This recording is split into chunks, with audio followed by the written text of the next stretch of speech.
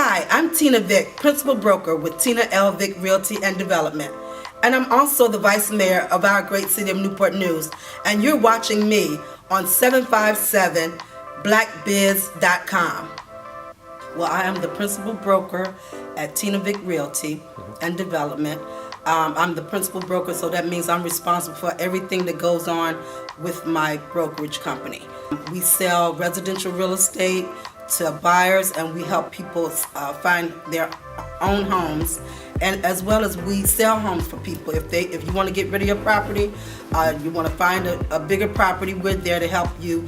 And our saying is personal service at its best, because we want to make sure we take care of our clients. I started my own company in 2007. Okay. But I started real estate, which was like a second career for me, because I got kind of tired of the nonprofit world and wanted to get in business where you were making a profit. And it has been very lucrative for me, the real estate.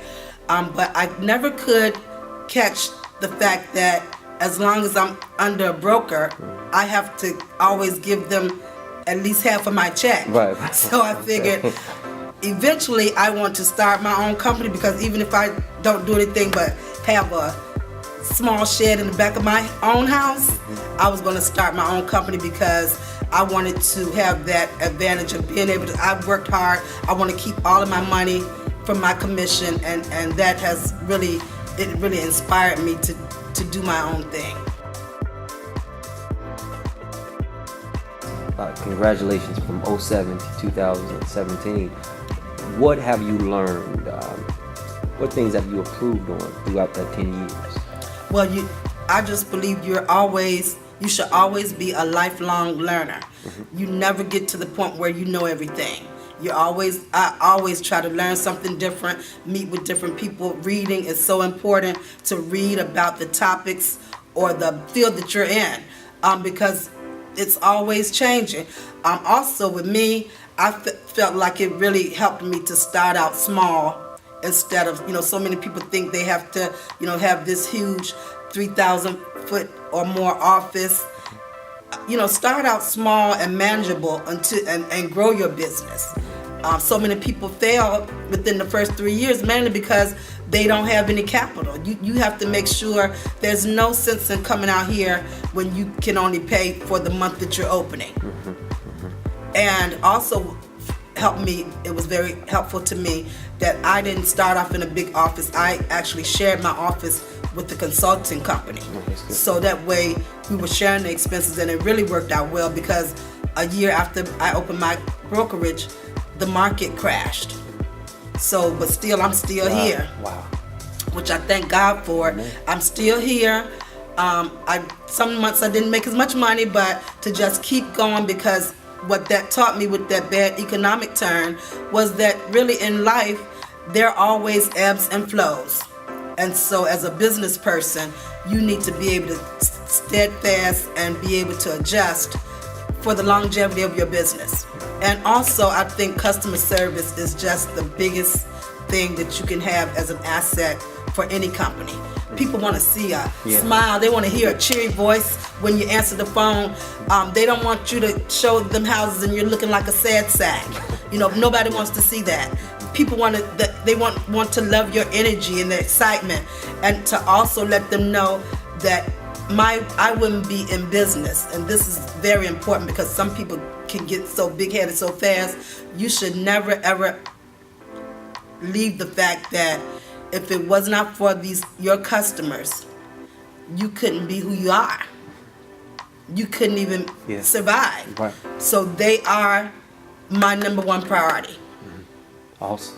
Wonderful. Now, Ms. Vick, as a black woman, African American woman, you have really exceeded so many expectations, so many goals, so many stepping stones, academically, professionally. What drives you?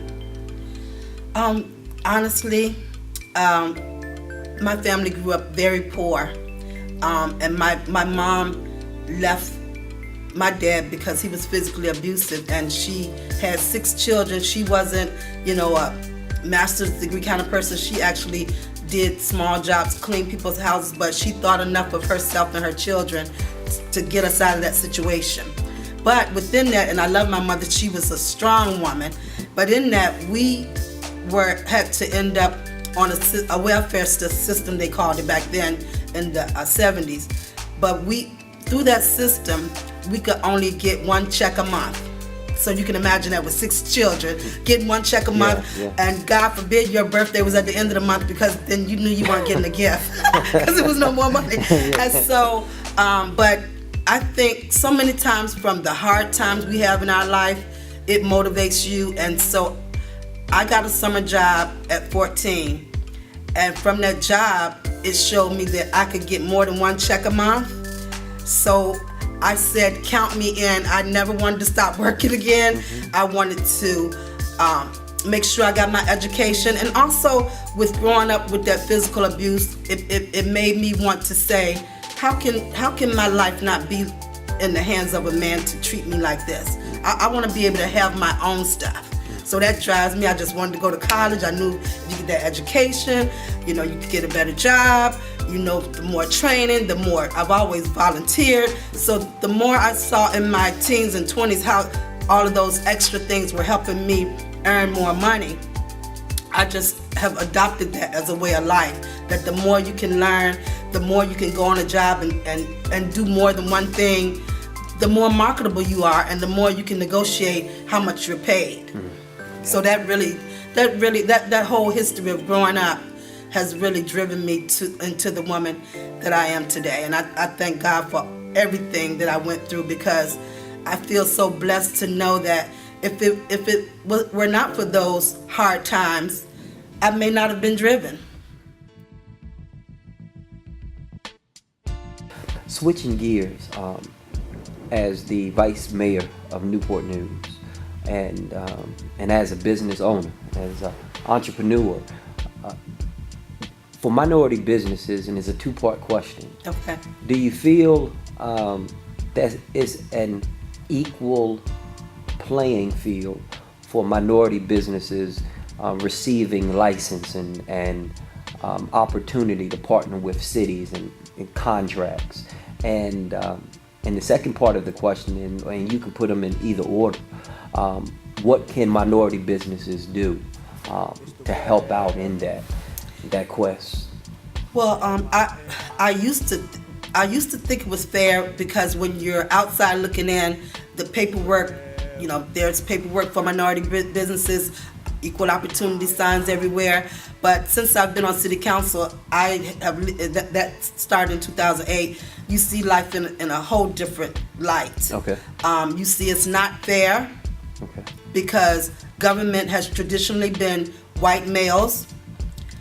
Most of the cities, especially here in Hampton Roads, I don't think you can go to one city and see more minorities working in City Hall than whites. Right. The sad part about what I found out and what happens in Newport News, and we're working to change this, but part of making sure as citizens you have good representation, you need to be, minorities, you need to be watching what your representatives are doing. If everything is in the same state that it was for year after year, 9 times out of 10 they're not working for you. So I'm so glad I have a colleague on council that represents the South District, because we see the disparities. Okay. And we've spoken out about them. We want to have our staff do something to improve our minority businesses, because what has been happening is the people who've always had the money in the city, they want to keep getting the contracts, even if it's not them, it's their friends. And so I believe that, and Virginia Beach did it, Bruce Smith, he came out to say we've got to do a disparity study. The only thing I don't agree with that, to me, you can open your eyes. You don't even have to do a study, but just so they want something official. Because it's not fair to give contracts to the same people, because then if you want your community to thrive, how do you expect somebody who came from a background that didn't have a business person in there, Yeah. but they have a drive to want to do business.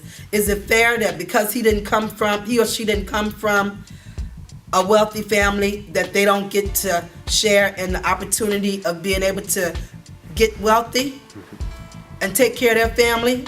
So I do think we've got long strides to go with that, but we cannot stop the conversation, and more people, minority business, need to join the conversation.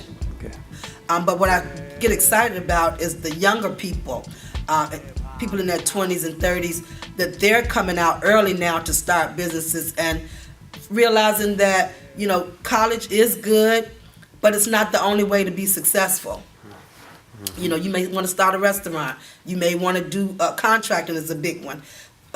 Plumbing, electrical, those type of businesses for a lot of people. Technology, that they're very lucrative as well, and some of them don't require a 4-year degree. True. So I think that is beneficial to a lot of people because everybody is not cut out for college. Yeah, and we see that really so often now. Instead of the 4-year college degree university, different trade schools, different schools that specialize in technology, Yes. in engineering, and it hits exactly what you need, and you save your money. Oh on yeah, some student loans.